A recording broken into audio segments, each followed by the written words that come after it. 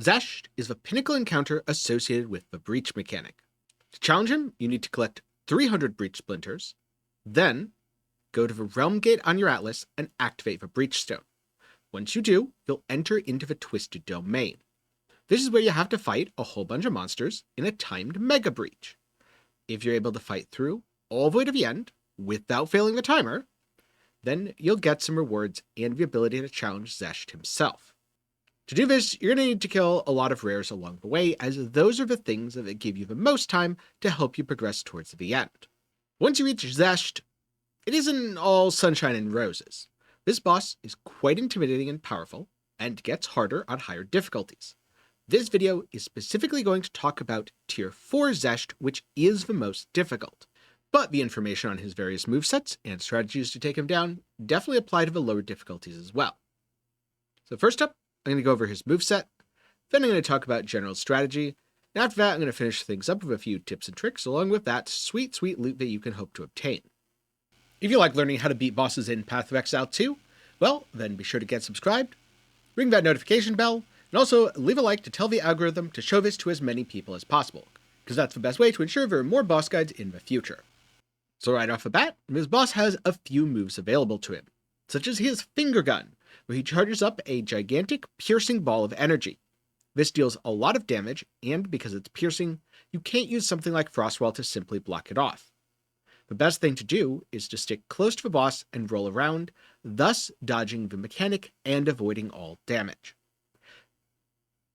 As a word of warning, if you have Blink, you can't really blink in too early, otherwise he will be able to turn around, aim, and kind of home in on your location and still end up blasting you.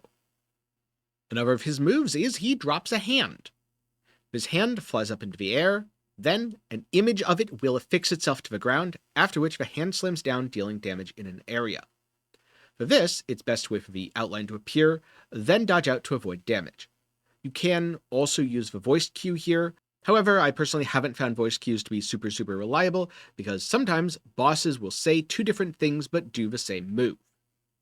Then there's the ability that I was calling it Chaos Shotgun, but as part of researching this video, I was looking at what types of damage Zash does. Turns out he does not do chaos damage. He mostly just does physical damage, with a little bit of elemental stuff thrown in from his Fireball and the other Breach Lords. This is yet another thing in the long line of Path of Exile bosses that have moves that look really cool and thematic, and as a result, don't give you a very accurate projection of the type of damage you're about to take. But in short, Xesht fires little purple balls 3 times. These do physical damage and explode on impact. So the thing to do is to dodge, and to dodge. Getting hit by one of these probably isn't going to be fatal. Getting hit by all 3 is probably going to kill you, at least on most builds. Then there is his Fireball move, which doesn't actually do that much. Yeah, sometimes he'll summon a Fireball and launch it ahead. It does some damage on impact, but not only is it very easy to avoid by not standing in front of a boss during a very long animation, but it honestly doesn't hit that hard, especially in comparison to his other moves. Now from time to time, Xesht gets tired of your shit and decides to dive underground. You have 2 options, the boring bad option of just wait this mechanic out, or the I like to live on the edge option, of getting close enough to the boss to trigger his retaliation move. He will then pop up out of the ground and potentially damage you. This comes out in a line, so it's pretty easy to dodge. Now, as if all that wasn't enough, Xesht also brings some help. During the fight, he can summon Esh or Tull, 2 other Breach Lords that aid him in the battle. Esh creates an expanding lightning ring that explodes at the end, dealing damage. This is pretty easy to avoid by moving away, but also doesn't hit that hard, so as long as you haven't taken any damage recently and you have good lightning resistance, you might just be able to tank it.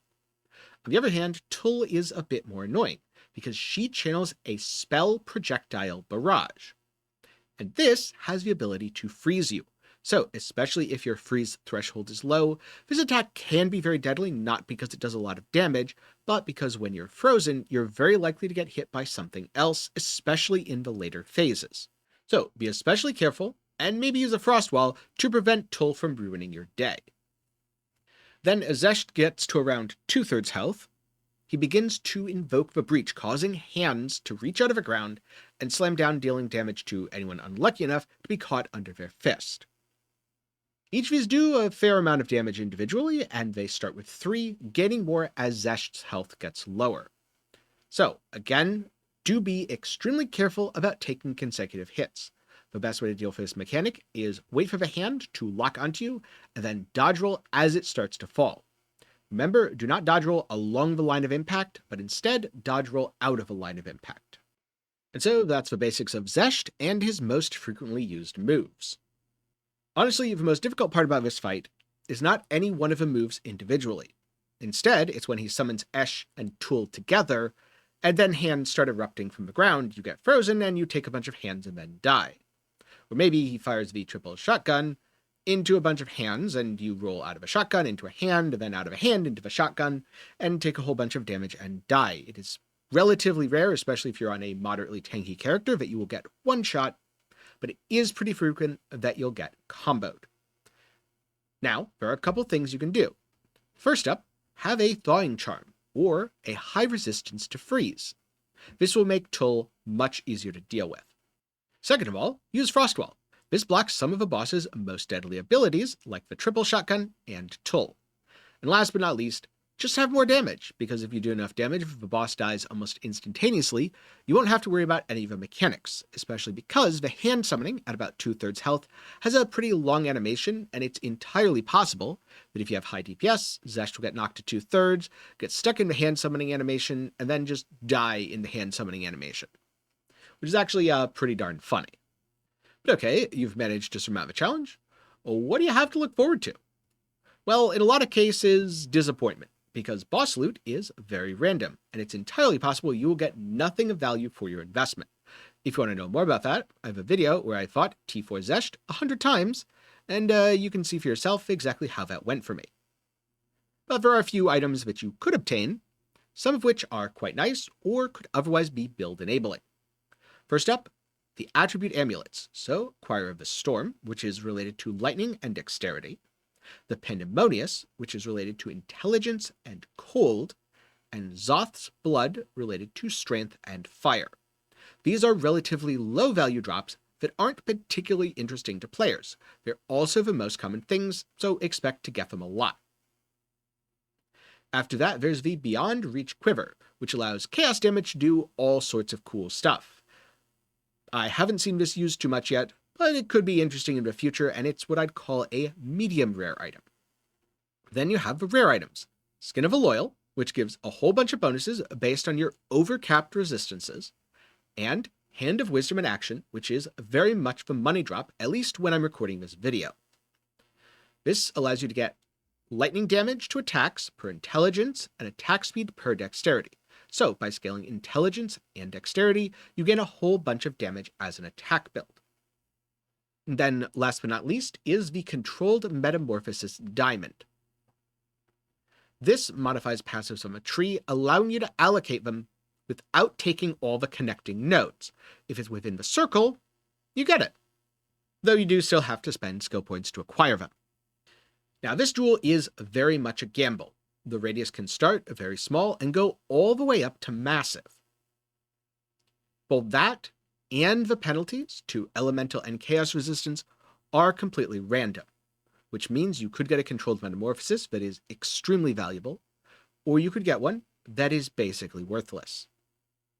Now, most of these drops are available regardless of difficulty, but controlled metamorphosis is exclusive to difficulty 4. And so with that, you should have all the tools you need to take on Xesht, the ultimate Breachlord in Path of Exile 2. If you want to see how the loot plays out in practice, again, check out my video where I farmed a bunch.